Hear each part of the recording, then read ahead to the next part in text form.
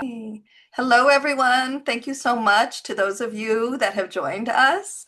I'm Dr. Nadia Sarwar. I'm a board certified pediatrician and a trauma-informed parenting coach. And here with me today is a very good friend, Dr. Jamal Rana. Jamal and I actually would go way back. I don't know that I want to say how far back, but we went to medical school together. Don't say it. It's going to come up later because it's relevant, because we're talking about heart disease in women, and that is very relevant to myself and many of the women that are logging on to listen to this talk. So thank you so much, Jamal, for being here. I'll start with an introduction. It's difficult to be brief because Dr. Rana is so accomplished. Jamal Rana, MD, PhD, FACC, is Assistant Physician in Chief and Chair of Medical Specialties and Interventional Services at the Kaiser Permanente Center in Oakland, and Adjunct Investigator with the Division of Research. He has a long-standing research interest in preventive cardiology with more than 275 publications. Areas of interest for him in research range from cardiometabolic disease, prevention strategies for large populations, lipids, polygenic risk, to cardiac imaging. He completed his research fellowship at the Harvard Medical School and medicine residency at the University of Pittsburgh, after which he completed his cardiology fellowship at Cedars-Sinai Heart Institute. He is past president of the California American College of Cardiology, and he is passionate about teaching, and he is here to teach us today. Thank you very much, Dr. Rana, for taking out the time to be here today. So tell me, because as I said, we go way back, but tell me, was it in medical school? Was it after medical school? When is it that you decided that you wanted to specialize in cardiology? Yeah, I think I have one of those typical cliched stories which a lot of South Asian men and women have. So when I was a teenager, like 15, 16, my dad had a heart attack and he was 47. And it was pretty severe heart attack. We almost lost him. I was the eldest, child plus son. And it was a very difficult time for us during those times. It was back in, early 90s. And so I think in high school, then I wanted to be a doctor. And then, once you're in there, you don't know what you want to do, but you sort of naturally gravitate, or subliminally, you're thinking about heart disease, saving your parents, and diabetes and all that stuff. So I think that's what led to my sort of interest in cardiology. Yeah. And I don't know if I knew that. I may have known that and forgotten, but that's not cliched at all. That makes it very deeply personal, I think, to you. As you know, for the last several weeks, I've been part of a campaign with the American Heart Association to raise money specifically for women's heart health research. So why is it important to focus on research that looks specifically at women's heart health? Yeah, I think so. Thank you, Nadia, for getting involved in AHA. And so American Heart Association, American College of Cardiology, there is a big emphasis on women heart health, because I think not many women realize that the number one killer among women is actually not breast cancer. It's still heart disease by far. So I recently published a paper. We looked at 2 decades of trends in various cancers in women versus the heart disease. And it was several-fold more death due to heart disease among women versus a few cancers combined. So that's the number one reason why it's very important. The second thing is that historically, unfortunately, when the clinical trials, observation studies were done back in like 50s and 60s and 70s, there was less enrollment of women versus men. So all the science that has proceeded in the last few decades has sort of focused on risk factors based on what happens in men. But thankfully, in the last 2 decades, there have been emphasis on realizing that the biology and the presentation, the risk factors, and even treatment responses are very different among women. So you can't just put it all together. So across 10 years, 20 years, finally we are having clinical trials. Anytime we're looking at the different impact of medicines, 40% are women still. It used to be only 20%, 30%. So now there's a very, very sort of focus on anytime we're doing any observational study and clinical trials, it's always we have to have 50% women so that we can see how they're presenting and clinically and all that stuff. So for instance, one big thing comes up, the typical chest pain sort of thing comes up. that compared to men, women are less likely to have typical chest pain. So Yeah. in public, actually my friend, I mean, I just use like real world stories and examples. A good friend of mine, his mom was like in 70s. She was having shortness of breath. I mean, that's a real world example, and that comes in. Yeah. And then like physicians kept missing it. The doctors kept missing it. They kept saying, Ammaji, you are just getting old, or it's okay, walk Yeah. more. And Yeah. then, and lo and behold, one night she had a major heart attack and she actually went into cardiogenic shock and she died within 4 days. So it was Yeah. such a preventable thing. She was otherwise very healthy. I mean, she had diabetes and risk factors, but otherwise she was a very able person, early Yeah. 70s. Yeah. So it actually was very traumatic for the whole family that this was Yeah. something that could have been saved, but was not, because even the physician couldn't tell that the shortness of breath or fatigue could be a sign of like angina equivalent or heart disease equivalent. Yeah. So that's the Yeah. number one thing. Okay. Other things are that it's different is because, as we know that women go through like menopause, there's we can come to that later too, like postmenopausal, like things change. And even like people don't realize there's a whole field of cardio obstetrics. Like when women become pregnant, they tend to Mhm. get more hypertension, blood pressures, their Yep. their glucose levels go up, they get this pre-diabetes, diabetes. So all those things keep added on among women as they are, going through their different life cycles. So these things are very different. Like men don't have that. So, Yeah. so all these things women have to sort of go through, and these can, increase the bar. And And you brought up so many really important points, which I just want to highlight for a moment. One of which is heart disease is still the number one killer of women. And yet, heart disease gets a lot less attention than other diseases. And to go back to risk factors a little bit, you talked about pregnancy. I wonder if we can spend a moment on that. Pregnancy, I heard someone say that it's the first stress test for most women, right? that's So, right. I mean, so marrying a guy is the first stress test. So this is the second stress test. So what did you say? I said getting married is the first stress, but Getting married is the first stress test. Okay, that's touche. right. Yes, good point. So then the second stress test, maybe, but like a true test of their cardiovascular system, Mhm. right? Growing another human. And how good a job do you think we're doing of communicating to women that have high blood pressure in pregnancy or gestational diabetes that they are at increased risk for heart disease earlier in life, maybe than others? Yeah. So I think, I mean, the good centers, the good doctors, they always sort of advise and be careful. But there are two aspects to it. One is sort of acute thing that can happen, like preeclampsia, which means the higher blood pressures and gestational diabetes, more sort of sugar levels are high. And then all that stress sometimes can cause what we call peripartum cardiomyopathy, which is women around the time of birth, 4 weeks before, 2 months after, they could have severe stress on their heart. And then I've been called in the hospital like somebody gave birth to the child or baby girl, boy, and next day they get short of breath, and we go there and the heart pumping function is only 20%, like it's almost near fatal situation. So that's the acute stress that can happen, which is not, thankfully, not very common.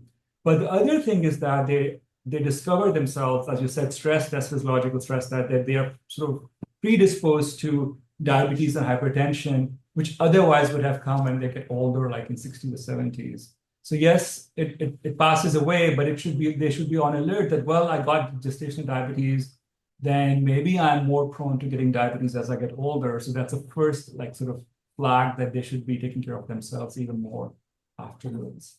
Yeah. So you mentioned that the presentation of heart disease in women can be different than sort of the classic presentation of crushing chest pain. And one thing you mentioned was shortness of breath. Mhm. Are there other symptoms that women should be aware of that could be indicative of heart disease? Yeah, so the other ones are sort of, we know that, I mean, they will not have the typical chest pain, they're just the jaw pain or toothache or the left shoulder pain. And sometimes they have what we call epigastric pain, like stomach. I mean, it's so Mhm. not specific, right? So the Yeah. stomach thing, they just feel uneasy and then nausea and sweating. But if those things persist, then I think they should be more alarmed.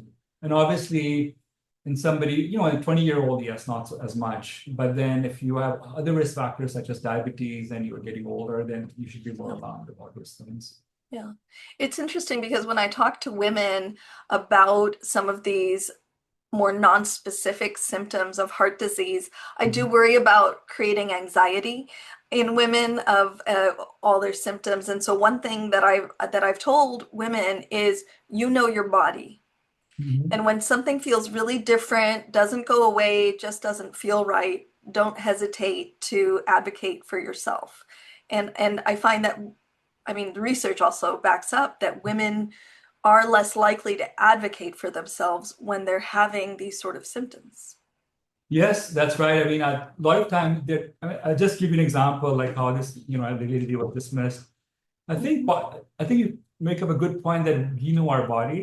So many times when these women come to me, like after like they had the heart attack, they would come in, we put a stent in there, they survive. And then I also teach residents. So I always make sure that I ask them these questions in front of the residents to sort of listen to the story. And then when they're telling the story of it was atypical chest pain or atypical stuff, then I also sort of bring it out that what made you call 911? So I sort of like tell them this was very smart of you. Like who thought of it? Was your sister, husband, or you thought of yourself? Yeah. And invariably they always say, this was just not me. This was not usual for me. This was so out of proportion of my what usually happened. And I've heard on radio or somewhere that this could be heart attack, so I called. So I think what you are doing today and all the awareness, this is the key. That at least it should cross your mind because anything else you survive with a heart attack, it could be fatal. Yeah, that's right. And like you said, preventable. Yeah. So, the other question that comes up for me is we hear so many stories about women going in, not just women, but it's more commonly that this happens in women, especially women who are of South Asian or any minority, that they are less likely to receive optimal care even if they do go in to the hospital. What do you think?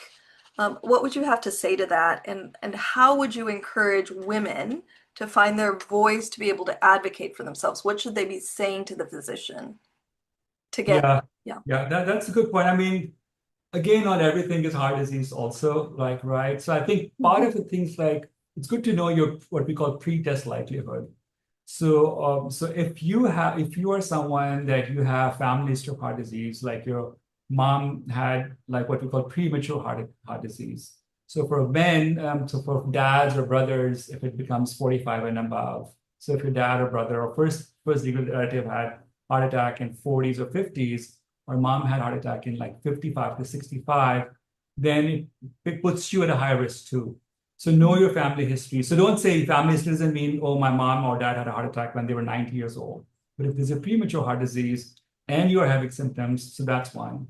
Then, as I mentioned earlier, that if you have a history of diabetes for like 10 years, you struggle with your blood pressure problems, and you're having the symptoms, then you should just speak up. It's like, doctor, I'm very concerned because I have family history of early heart attacks and stroke, or I have all these risk factors, and I've heard that this may be heart. Because once you even say it loud, then Mhm. things change. Like because we have protocols, anytime there's chest pain, you have to get EKG in 5 minutes and we have to do all those things. So that's one way of sort of saying it loud. It's helpful Mhm. to advocate for yourself.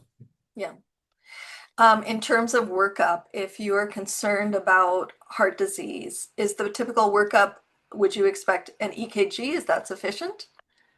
So we were talking about what to expect, what to ask for if you're really concerned, you have the family history, and you want to advocate for yourself with some knowledge of what to Yes, expect. I think the first thing we do is EKG, and that's Mhm. the first thing. So I mean, sometimes if even if you're concerned, you can say I'm having chest pressure, and then suddenly it sort of activates the EKG, which has to be done for the few minutes. The Yeah. second thing we do is we send this blood test. It's called troponin. Mhm. So the troponin is something leak from the heart muscle, and if it's in the blood, then we can say the heart is under stress, and that tells us the heart attack is happening. Yeah. Actually, I'm going to use this point to go over some things if Sure. that's okay with you. Sure. So what's very different among women is this, that so for instance, somebody comes with chest pain, pressure, stress on the heart, the troponin goes up, we call it somebody's having a heart attack or MI. So that's men, women, then we start taking the medications, we give them blood thinners, we have to take them to what we call cardiac cath lab. We put a small catheter. So now we don't go from the groin anymore. We go small catheter, so people should not be scared. We sort of thread all the way to the heart. Under a big X-ray machine, I tell my patients, we can sort of put contrast dye in the heart arteries, and you can see if there's blockages or not. So what's interesting is this, that in men, invariably, if they're having a heart attack, we find there's a blockage, there's plaque built up and there's stress on the heart. But in women, we also find what we call like Minoka, like they actually don't have non-obstructive. They have blockage, but not completely sort of obstructing it. But this woman could have what we call microvascular disease. So in the heart, they have like big arteries and they're like micro arteries. So women, as compared to men, could have chest pain, pressure, and stress on the heart from the microvasculatures. And that's real. That's a real thing. It's causing them pain. It's causing them stress. So when we go in, we look in the heart. Oh, there is no blockage. There's no stent placed, but that vessels still have stress. So we have to give them medicines to make sure that they stay dilated and the women are not suffering with all those pains. So that's one thing that's way more common in women. It's a real heart attack without the blockage. I know it's a bit counterintuitive. Yeah.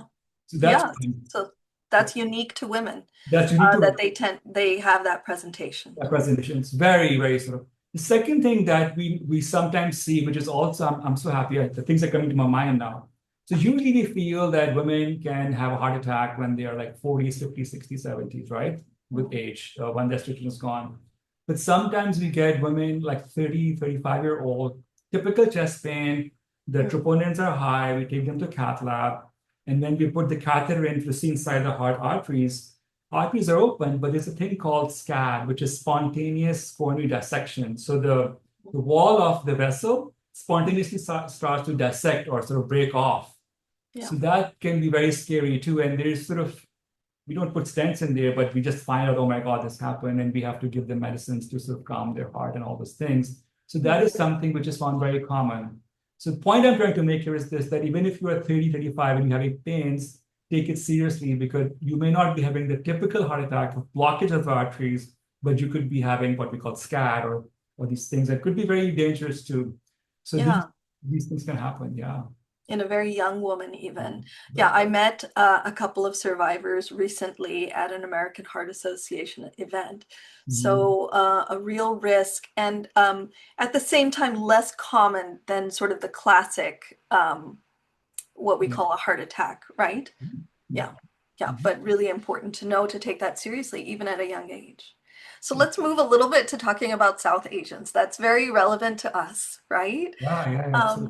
So multiple studies have found that South Asians are at a much higher risk factor. Some would say twice as likely to have heart disease and at a younger age. So what makes South Asians at such a unique risk for heart disease? Yeah, what makes us so special, right? Well, makes us, in this way, in this not so great way. I think we have to sort of, it's all because of the Bollywood movies and dramas, because everything is about dil chahta hai, dil this happened, dil that happened. We become very emotionally triggered and okay, so we're emotional. I'm joking. For sure, no, okay. But that's part of it, right? So that's part of it. That can be part of it. But yes, you're right. So we consistently among men, and again, this is important, not only men, but also women are twice as likely to get heart attacks and strokes compared to European ancestry. So South Asians are. So there's not one thing that causes that. It's not purely sort of genetics, but what we call is epigenetics. So it's part of it is genetics and part of it is like nature and nurture. So our nurture, so studies have shown that we tend to be way less active. So way less active than, other people like in America. Okay. And then our diet is very sort of lopsided. We don't eat enough fruits and vegetables. So those things happen. The stress is there. The underlying pathophysiology for South Asians, what we have found is their propensity to have insulin resistance. So there's this metabolic milieu that happens among South Asians, unfortunately, or they're so special, is that they're insulin resistant. They can get pre-diabetes. They can get diabetes much earlier than other ethnicities. and that having this diabetes and pre-diabetes and metabolic thing can affect the heart arteries, and that can accelerate atherosclerosis. So that's a big thing. The second thing we have found is that among men and women, we have more visceral fat. So we have like uphill task here. So South Asians have more, compared to fat to muscle like ratio, we have more fat than muscle. So muscle, having more muscle is good for us. So now we are saying as we get into our like, I won't say the age, build more muscle. So you have less insulin resistance. So the underlying thing is this metabolic milieu that's over time can cause 10 years earlier heart attacks and twice as much risk among South Asians. Yeah. Yeah. So one of the terms I heard is thin fat, that we look thin, and yet we're carrying more fat. Yeah. And in that really high risk area, which thankfully you can't see, it's below the camera, but it's right around the belly. That's what you're referring to as visceral fat. Right. And is it also accurate that the normal measures of risk factor like BMI, body mass index, which is a calculation of your height and weight, that the high risk BMI for South Asians is lower than for Caucasians? That's right. So what is a more accurate way to measure is what's going on with your waist size. Oh my God, right? Yes, that's good. Hey, I watched, by the way, and I will link it later when I make this video available, but what is it? The Brown Heart. Jamal sent this to me as this video that is all about South Asians and the heart. It's very well done, a little dramatic in some parts, but very well done, very informative. And so I will send that to everyone, should watch that for sure. So we've talked about South Asians being at higher risk. Now, when you look at South Asians, South Asian women are even in higher risk of heart disease at a younger age. Is that accurate? Am I getting that right? I mean, compared to women, they are higher risk. Risk, similarly, yes. Compared to their counterparts, compared to Caucasian women, they have an even higher sort of increase in risk factor. So what do you think it is about South Asian women, besides some of the factors that we talked about? Okay, so we've talked about where we carry our weight, we've talked about diabetes. It probably has to do with, like you said, a little bit lack of activity. Culturally, I know that one of the signs that you've made it is you have people to do things for you. That's the South Asian culture, right? You can sit in this place of respect and people go get things for you. And that sort of, and so we kind of have to flip that a little bit, right? That whole narrative of like, sit and have other people do it for you. It actually is really important to keep moving. So I think that our generation is coming around to that. What other risk factors? We haven't talked about stress and sleep. Oh, yeah. Yeah. So tell us a little bit about the role of stress and sleep. And when you talk about women in particular, what are your thoughts about the role of stress? Higher, the same as in men? I would say much higher because, I mean, they carry the world. That's the right answer. Carry the world on their shoulders. So yes, so absolutely. When I talked about SCADs and other heart attacks and microvascular, big part of it is the stress. So that stress is a big trigger in that. Then there's another phenomenon called what we call the Takotsubo syndrome, or it's called stress cardiomyopathy or broken heart syndrome. That is also seen more often in women. So it's literally when they get so stressed, that is stress on the heart, and it sort of goes into sort of stunned heart, and then those things can happen too. And overall, the stress can cause inflammation in your heart arteries, and that can cause more atherosclerosis and things. But you mentioned something about culturally. That's very, very important because they have done studies like Masala and Saheli, and where we have South Asian, I would just say the broad term, South Asians living in Chicago and San Francisco and other places. So they found a lot of cultural thing that women are sort of, they are in their saris or shalwar kameez, or they're sort of shy to go to gym or running and all those things. So that's a big impediment. And then you're also right that if you have made it. So I think if you want to park the car, do it a bit far away. Doing home chores is actually a good thing. Staying active actually is actually a good thing for you. So the script is flipped now. So if you see people who can afford to eat like grass and salads, and that's a better thing for you. So move away from eating like rich, fatty stuff that's actually bad for you. So Yeah. that's growing up, there was a mindset of scarcity, you know, or eat beta, eat this gulab jamun and eat this fried thing, Yeah. mindset of scarcity or this. But at those times, 100 or 2 years ago, people would have to go in the farms and fields to work. But Yeah. now it's flipped. So that the whole thrifty gene and scarcity is thing. So actually, it's good to tell your kids and yourself that eating less is better for us. It's actually unhealthy to eat more. And if there's something left over in the plate and you're full, stop eating. You don't have to clean the plate. Yeah. I mean, Yeah. it's better. I know I shouldn't say this loud, but it's better in the trash than in your stomach, right? So Yeah. all those cultural things I think are adding on, and hopefully we break that chain. The other thing that comes up with the scarcity mindset is we don't like to waste food. That's And right. we've known scarcity. We are, we've, our parents, colonialism, partition, all these things are not too far in the past. Mhm. So we've known scarcity, we've known trauma, and all these things, I believe, play in to stress for sure. Mhm. And maybe even, genetic factors that we're not aware of or that we don't know for certain, right? No, there are genetic factors, but as I said, there's no sort of one particular gene that is there. So it's just Yeah, it's a mix of like polygenic mix of things that happens. But yeah, certainly we have recognized that. So for instance, now American College of Cardiology and AHA, if you are South Asian, it's considered risk enhancer. yeah, So it's considered like so they factor that in because what happens yeah, is we have these what we call Framingham risk scores, prevent risk scores. They're all sort of risk scores. So when we put age, sex, blood pressure, smoking, all these things, and then we calculate a risk over time, like 10 years. You can Google like prevent.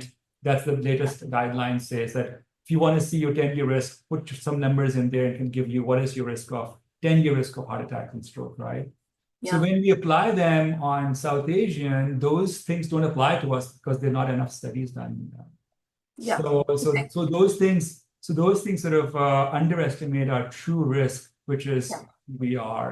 So that's why they say that if you are South Asian, you consider yourself higher risk and don't just believe yeah, on those things. yeah, And one yeah. more thing just came to my mind is also that women also have more autoimmune diseases, right? Yes.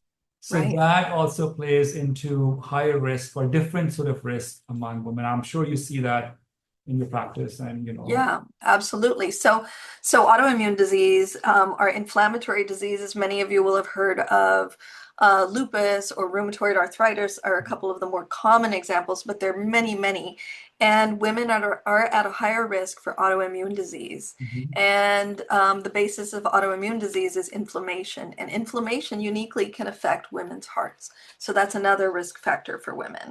Mhm. So, I wonder what you would tell a woman in her 40s who is trying to be proactive. And you talk about calculating risk, and there's risk calculators that can't actually apply to South Asian women.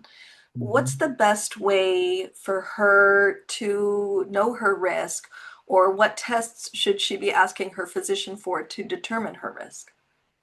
Yeah, I know that's a great question. So I think first of all, I think just taking a step back, I think because we have kids and children, like starting 18, we should start having at least baseline like lipid profile, their hemoglobin A1C, the metabolics that we should check. So that's there. Yeah. But I think 40 is another sort of landmark. So you should check, hey, is my blood you because you don't feel blood pressure high. Not everybody feels that. So make sure you turn 40. Hey, what's my blood pressure? Is it under control? Is my diabetes under control? So I just published a study on pre-diabetes. So that's something which are just below the diabetes, and there's no sort of formal sort of we don't treat it formally or as what's called workflows and stuff. But pre-diabetes can also increase risk of heart attacks and stroke, and it's a sort of it causes more diabetes, all those things. So upstream, if you are pre-diabetic, talk to your doctors like, look, yeah, I will work on my diet and exercise, but give me metformin. I want to not make my pre-diabetes into diabetes. If you are really obese, then go for GLP, inhibitors. That's this. I like, the GLPs Okay. are very good medicines like Ozempic and stuff. It's going to help you. So Yeah. if you're obese, if you have pre-diabetes, blood pressure, so those are the sort of usual things. Then you check your LDL level. So LDL cholesterol is what we call the bad cholesterol. Make sure that it's not very, very high. There are different cutoffs for different people, but it's more than 130, that's sort of a tricky situation. So you should look into that. And then one more thing, which is the new, what we call the new kid on the block, and you can make notes about this, is called LP little a. So lipoprotein little a. That is something which is genetically passed on, and it doesn't change with time. So if you are LDL levels as you're 20 or 30, 40, 50-year-old, it can keep going up. LP little a is very stable because it's genetic sort of thing. And before, we did not look into it too much because there were no therapy for this. But now there are actively clinical trials happening, and you can actually treat that LP little a. So now we are new guidelines saying that one time in your lifetime, check your LP little a. So if that is high, then you have to be, before the medicines come in, you can at least be, oh my God, I'm high risk. So I'm South Asian, my LP little a is very high. I need to not smoke. I need to really lose that weight. I really need to have that gulab jamun, So those are the things that can help you. So LP little a, remember that. And then pre-diabetes in my mind. And then blood pressure, the usual stuff, not smoking. People don't smoke as much anymore. Anyway. People don't smoke as much anymore, thankfully. So that's one risk factor that we've addressed. So you mentioned metformin if you're pre-diabetic, medications like Ozempic, the GLP-1 medications, the true indication for which is obesity. And in a patient that's at high risk for cardiometabolic syndrome, heart disease, it's a really good medication. And then lipoprotein A, I think you said. Yeah, so ask your doctor to test. Yeah. Okay, wonderful. Yeah, advocate for that. So the final thing I would say is this, that, the timing. So you mentioned 40, but what about, in my mind, menopause is a big deal. Yeah, I was coming to that. Okay, so 50, which is coming up for me. So I've outed myself there this year. No, I own it proudly. Okay. So talk to us about menopause, which is like, it feels like you fall off a cliff and all of a sudden your metabolism is out the door, sleep is out the door, your stress is higher. So, and what's happening sort of at a physiologic level? Yeah, I think it's the estrogen, right? So estrogen has this protective effect, and when it's gone, it has multiple things. So estrogen keeps the endothelial lining of the vessels dilated, it stabilizes that, it sort of minimizes the rate of plaque built up. And there are many, many things. But I think for our purpose, and I've seen that in my friends, who are women, and my friends' wives, and it's just like if something switch happens, that around this age, somebody could have 45, 50, whatever, when it happens, so your LDL levels shoot up. So it's a really good time to be very sort of intentional about checking your LDL levels. So somebody whose LDL level was 100, 110, which is normal, can shoot up to 180, 190, which is very dangerous. So then they need to start treatment. And I would also say most of the people I know, they take care of themselves. Don't keep waiting lifestyle. Okay, I will work on my extra diet and exercise, and in 2 years, no, because if it's high, it's over time, what we call now, but we have smoking years, like more you smoke over years. Now we call it LDL years. So if you're exposed to high LDL for a long time, that's not good for you. So be very proactive about that. Other thing I would say is that what we call coronary calcium scan. So I'm going to spend a couple of minutes on this because that's my sort of passionate thing. So we talked about, for breast cancer, there's such good work with screening. So I think now it's up to like 40. Every 2 years, they get like mammogram, and there's a little bit of radiation. And nobody sort of bats an eyelash on that. It's very accepted that people can get every 2 to 4 years, like screening for having sort of mammogram for, in the breast. But there's no mandate for screening for heart disease. And we're working very aggressively, like with CMS and the things, that there should be some sort of guideline about getting some sort of heart scan, because all those things you can miss just by guessing, if you have blood pressure, blah, blah. Just take a picture, picture of your heart. So in my practice, what I would say is that for men above 40, everybody should get a calcium scan. Now, what is that? It's just that you lie down in a CT scanner. The radiation is like a mammogram or like less than background radiation. There's Hmm. no contrast that I use, so don't listen to the people, oh, the radiation. No, it's very minimal in the new scans. No Yeah. contrast use, it takes 5 minutes. So it Mm, takes a picture of the heart, and if you have plaque buildup or some mm, calcified plaque, it can just tell you. So mm. even if your other risk factors aren't there, but you have the plaque, this means you need to treat it. You have to be aggressive about it. Okay. And in women, because I would say 50 would be in my mind would be. There are no studies, randomized trials. Mhm. 50, get all this done and ask for calcium scan. It is actually a screening test, so you don't have to have symptoms. And it's like Yeah. $75. A latte is $75 these days. So $75 Maybe a week of lattes. a week of latte. I'm just joking. Yeah, but the point is this that Yeah. remember it's called CAC scan or coronary artery calcium scan. Please Okay. advocate for yourself. If you're on 50, Yeah. just tell the doctor that you really want it. Yeah. Okay. And I have had one. So I Mhm. have enough friends who are cardiologists but so if I had it 5 years ago, should I get another one? Yeah. Yeah. So I think it gives you the 5 year sort of guarantee that, I mean, it can Mhm. happen, but every 5 years is a good time, not Yeah. yearly. No, So, not yearly. And plus, I've had the change, going through the change. And mhm, so my risk factors are now different. different, that's Okay, right. wonderful. And then, it's very important for me also, I have my mother is a good 20 years old, so a woman who's 70 or in her 70s. Mhm. What about them? Should they go for the calcium scan as well? What would you recommend to them? Yeah. So I mean, anything that can motivate you to take care of yourself, right? So we've done studies when people see the disease, they're very motivated to take better care of themselves. Instead, we just say, oh, your LDL is high, take care of yourself now. But when they see the disease, oh my God, there's a plaque buildup. Suddenly you're like, okay, I will take the statins. Suddenly the statins are not evil, and then you would be more conscious about what you need to do, just like breast cancer screening, right? Yeah. So that also reminds me that the thing I forgot to mention is that triglycerides are Hmm. actually and high triglycerides and low HDL, which is a metabolic syndrome thing. It's very common among women, Yeah. South Asian, and men too.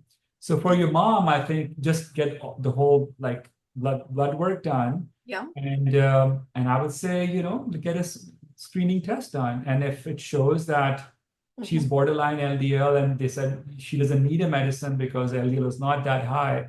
But if the scan shows there's a plaque buildup, then she should be on the statin to lower it further so she can live longer. Okay. Okay, wonderful.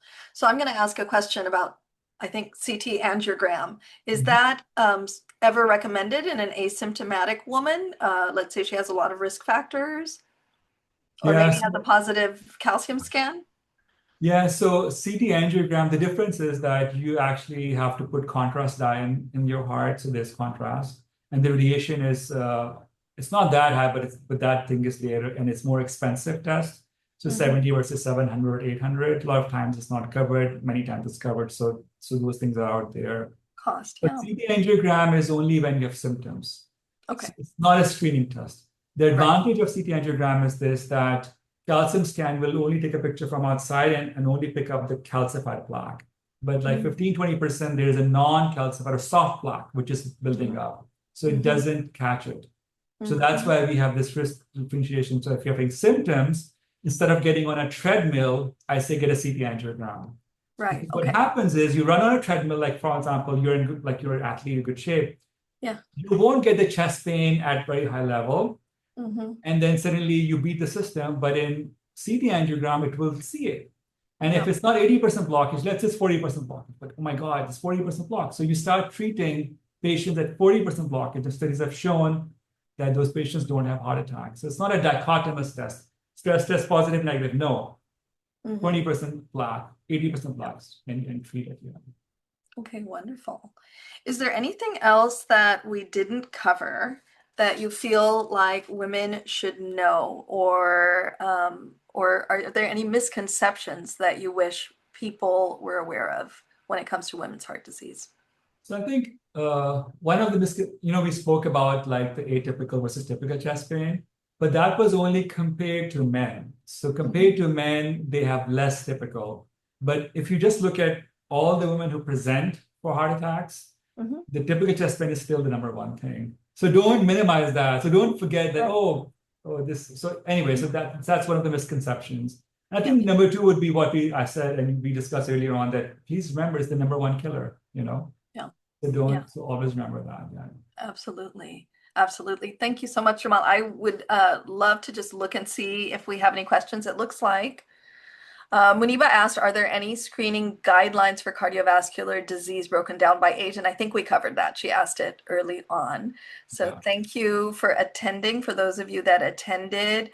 And I'll just take a moment to step onto my soapbox. When we talk about stress, as women, we are trying to have it all now. Not only are we still the primary people taking care of the kids and the family and the house usually, we're also now working. We have careers, and we're sort of setting that example as well.